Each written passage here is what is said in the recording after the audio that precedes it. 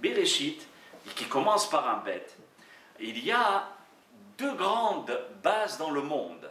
Il y a ce qu'on appelle le Emet, on vient de dire, et le Sheker. Vous remarquerez, le Emet, comme on vient de dire, il tient debout, et le Shin, il est pointu ou bien rond, ça dépend des caractères. Le Kouf, c'est une seule barre, et le Resh, c'est une seule barre. Ça veut dire que ça tombe. D'accord? Quand tu souffles dessus, boum, ça tombe. Le Sheker ne tient pas debout. Lorsqu'on regarde dans la Torah que le tampon d'Akadosh Baruch Hu, qu'est-ce que je veux dire le tampon? Dieu va donner son coup de tampon dans sa Torah. On va le voir tout à l'heure. Et qui veut dire quoi? Que le tampon d'Akadosh Baruch Hu, c'est Emet. D'accord? C'est son coup de tampon. Le tampon d'Hachem Yitbarach, c'est Emet. Maintenant, le Rosh Devarecha Emet. David Amelech, dans le Tehillim, dans les psaumes de David, il dit comme ça. Rosh Devarecha, le prémisse de ta parole, Emet. Qu'est-ce que ça veut dire? Amrou Hazal, nos sages nous ont enseigné, dans la Gemara Shabbat, page 55a, Hotmo shel HaKadosh Baruch Hu Emet. Le tampon d'Hachem Yitbarach, c'est la vérité. Vechen Amrou Bemidrash Rabbah, dans Bereshit, Parashat Perek Aleph. Et là-bas, on pose la question en disant, c'est quoi le tampon de Dieu? Rabbeinu Beshem Rabbi Reuven Amar, c'est Hachamim, ils disent, Emet. Maou Emet, c'est quoi le Emet? Amar Esh Lakish. Ce grand rab nous dit, Aleph Barishon, d'accord, c'est Aleph, Emet, c'est constitué de 3 lettres, Aleph au début du mot, même au milieu, et Tav à la fin, pour dire que tout tient debout. Ve'al Shem, Ani Rishon, comme c'est mentionné dans Yeshaïa, je suis le premier dans toute la création et je serai le dernier de tout. En Elohim, on mi baladai et mis à part moi, il n'y a pas de Dieu. Ça veut dire qu'ici il y a le Emet qui est le Hotmo shel Hashem Yitbarach. Maintenant, vous savez que chaque lettre a permis à chaque jour d'être créé. On nous dit dans la Seder Bria, d'accord, que le dimanche, le Yom Rishon, Akadosh Baruch Hu, il a utilisé à chaque fois 3 lettres dans toutes les créations.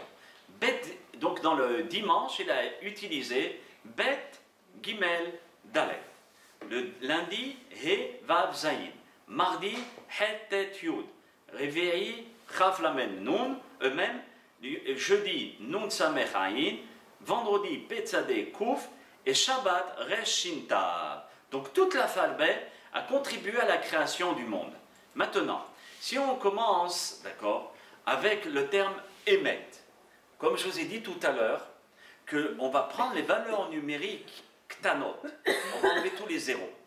Alors, le mot Emet, Bemispar Katan, donc Aleph c'est 1, Mem c'est 4, et Taf c'est 4. On obtient la valeur numérique de 9.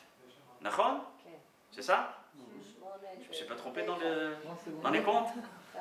C'est bon? On continue.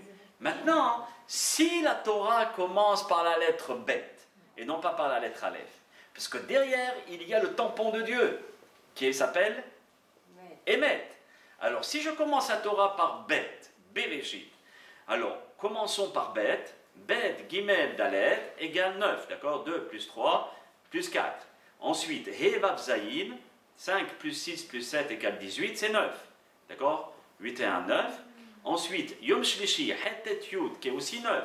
8 plus 9 plus 1, c'est égal 18, 8 et 1, 9. Ensuite, pareil en ce que c'est le Chaf Lamed même, d'accord? C'est 2 plus 3 plus 4 égale 9. Etc., etc. Yom Hamishi, Yom Shishi, Yom Shabbat. Si ça commence par la lettre Bet, on termine par Tav, qui est 2 plus 3 plus 4 égale 9. Donc, indirectement, les lettres qui ont contribué à la création du monde, et se sont basés, d'accord, et carrément basés sur le mot émet, qui a valeur numérique 9. Maintenant, si Khalila Bechas, une des explications, mis à part celle qu'on m'a donnée, si Hachem avait commencé par la lettre Aleph, mis à part Arour, qui veut dire maudit, on dévoile carrément un autre message. Donc, la valeur numérique de Sheker, c'est 3 plus 1 plus 2, d'accord? Sheker, c'est 3 plus 1 plus 202, d'accord, qui fait 2. Alors, si Dieu avait fait Aleph, donc Aleph, Bet, Gimel, ça nous donne 6, qui est la valeur numérique de Sheker, d'accord? Dalet, Hevav,